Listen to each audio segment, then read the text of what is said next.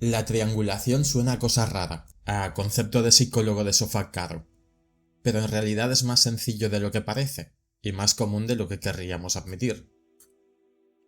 En psicología, la triangulación es una dinámica en la que dos personas que tienen un conflicto o tensión emocional involucran a una tercera parte en lugar de resolver el problema de forma directa.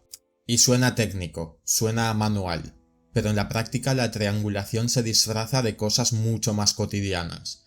Se disfraza de solo le estoy hablando de otra persona, no es para tanto. Se disfraza de no estoy haciendo nada malo técnicamente. Se disfraza de solo le estoy contando cosas a un amigo, no tiene por qué saberlo. La triangulación no siempre se ve como manipulación mientras ocurre. A veces se ve como algo inocente. A veces ni siquiera eres consciente de que la estás haciendo. Y yo he estado en los dos lados. He triangulado y me han triangulado. Y quiero hablarte de los dos, porque entender los dos lados de la misma moneda es lo que te permite no volver a cogerla. Voy a ser honesto. En aquella época, cuando triangulaba, no me decía a mí mismo voy a manipular a esta persona, no funciona así. Lo que me decía era mucho más sencillo. Me decía, solo le estoy hablando de otra persona, no es para tanto. Esa frase sonaba casi inocente en el momento, pero servía para camuflar algo más concreto. Servía para no tener que enfrentarme a lo que de verdad estaba haciendo. Porque triangular sirve para muchas cosas. Te sirve para poner celos a tu pareja hablando de una tercera persona. Te sirve para jugar con sus inseguridades y que cambie aspectos de sí misma en base a una rival que nadie pidió.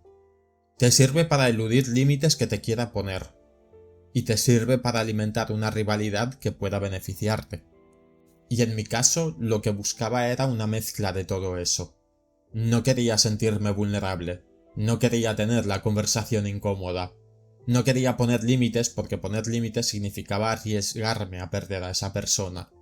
Y en lugar de enfrentar ese miedo, metía a una tercera persona en medio, para crear distancia, para generar inseguridad, para tener el control sin tener que pedirlo directamente. Y lo justificaba, porque la mente humana es muy buena justificando lo que le conviene. No es para tanto, solo estoy hablando, no estoy haciendo nada malo, esas cosas. Pero el problema de justificar algo no es que deje de ser lo que es. El problema es que te acostumbras a la justificación. Y cuanto más te acostumbras, menos ves lo que estás haciendo. Y cuando dejas de verlo, dejas de poder pararlo. La vida tiene una forma curiosa de enseñarte. Te pone en el otro lado.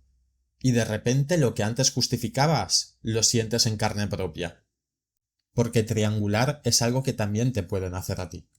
Cuando te triangulan no te das cuenta al principio. Notas que algo no encaja. Notas que hay una tensión que no terminas de entender. Notas que la otra persona actúa de forma extraña, que hay algo que no te está diciendo, pero no sabes qué es. Y mientras tanto estás ahí, siendo usado sin saberlo. Y cuando te das cuenta, cuando ves el panorama completo, duele de una forma muy particular. No es solo el dolor de que te hayan mentido, es el dolor de saber que te han usado como una herramienta, que no eras una persona para esa persona, eras un recurso, alguien a quien meter en medio para conseguir algo que no tenían el valor de pedir directamente. Hay una frase que escuché en uno de mis grupos favoritos y se me quedó grabada. Dice, nunca te mojes por alguien que siempre está seco. Y cuando te triangulan eres tú el que se moja por alguien que nunca se mojaría por ti, el que pone la cara, el que se expone, el que confía, y al otro lado alguien que te usa como escudo, como moneda de cambio, como distracción para no tener que enfrentar sus propios miedos. Lo peor de ser triangulado no es el engaño. Lo peor es la sensación de haber sido un tonto, de haber confiado en alguien que no merecía esa confianza, de haber estado ahí disponible mientras esa persona te movía como una pieza en su tablero. Y cuando te das cuenta te preguntas, ¿cómo no lo vi antes? Pero la respuesta es sencilla. No lo viste porque no querías verlo. Porque verlo significaba aceptar que alguien a quien querías te estaba usando. Y ese dolor es más difícil de tragar que el de la duda. Estar en los dos lados te da una perspectiva que no tienes si solo has estado en uno. Cuando solo triangulas, crees que tienes el control. Crees que estás haciendo lo que tienes que hacer para protegerte, para no perder, para mantener las cosas bajo tu dominio. Pero no ves el daño que estás haciendo. No ves a la otra persona, solo ves tu propia necesidad. Y cuando te triangulan, crees que eres la víctima. Crees que todo el daño viene de fuera, que tú no has hecho nada para merecer esto. Y puede que sea cierto, pero también puede que no. Porque a veces el triangulado también ha permitido cosas, también ha evitado conversaciones, también ha dado señales de que se podía hacer eso con él. La triangulación no es solo algo que se hace, es algo que se permite. Y cuando estás en los dos lados, entiendes que el filtro natural existe por algo.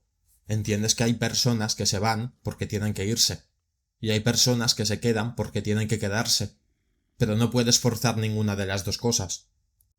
Usar a las personas para sostener un vínculo roto es como poner un imán en una brújula.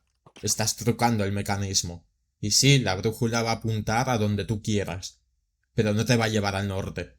Te va a llevar a donde el imán la está trayendo. Y cuando el imán se caiga, porque siempre se cae, la brújula no va a saber dónde está el norte. Va a estar perdida. Lo que aprendí estando en ambos lados es que la triangulación no sostiene nada. Solo retrasa lo inevitable. Solo alarga el sufrimiento. Solo convierte una ruptura limpia en una herida que tarda años en cerrar. Y lo peor de todo, la persona que triangula al final se queda sola. No porque la abandonen, sino porque ha quemado todos los puentes. Ha demostrado que no se puede confiar en ella. Y cuando necesite a alguien de verdad, no va a tener a nadie. Porque las personas que usas como herramientas no son personas, son herramientas. Y las herramientas no te abrazan cuando estás mal. No voy a decir que sea fácil dejar de triangular. No voy a decir que sea fácil dejar de justificarlo. No voy a decir que sea fácil enfrentar la conversación que estás evitando, el límite que no quieres poner, el miedo que no quieres sentir. Pero sí que te voy a decir algo. He estado en los dos lados, he sido el que triangula y he sido el triangulado. Y después de todo, lo que sé con certeza es esto. Seré un fumador, un adicto, pero al menos ya no utilizo a las personas como servilletas. Y eso, aunque parezca poco, es todo. Porque cuando dejas de usar a las personas, empiezas a verlas. Y cuando empiezas a verlas, empiezas a ver las señales. Y cuando ves las señales, puedes decidir. Decidir si te quedas o te vas. Decidir si confías o no. Decidir si eres honesto o prefieres seguir jugando al teatro. El filtro natural no es venganza, no es castigo, no es un te lo mereces. Es simplemente el curso natural de las cosas. Las personas que te triangulan tarde o temprano se quedan solas, no porque nadie quiera estar con ellas, sino porque no han aprendido a estar con los demás sin consumirlos. Y las personas que se dejan triangular, tarde o temprano, aprenden. A veces por las malas, a veces después de mucho tiempo, pero aprenden. Porque el dolor, cuando no lo anestesias con excusas lógicas, te enseña a poner límites, te enseña a decir que no, te enseña a irte cuando tienes que irte. Así que si estás en el lado de la persona que triangula, pregúntate, ¿qué estoy evitando realmente? ¿Qué conversación no quiero tener? ¿Qué miedo no quiero enfrentar? Y si estás en el lado de la persona que está siendo triangulada, pregúntate, ¿por qué estoy permitiendo esto? ¿Qué me impide poner un límite? ¿Qué me impide irme? Porque al final, la triangulación no es más que un síntoma de que algo no funciona. Y ese algo, tarde o temprano, se va a romper, por mucho que intentes sostenerlo. Y aprender a distinguir cuando estás sosteniendo algo que deberías soltar, como todo, es una cuestión de tiempo.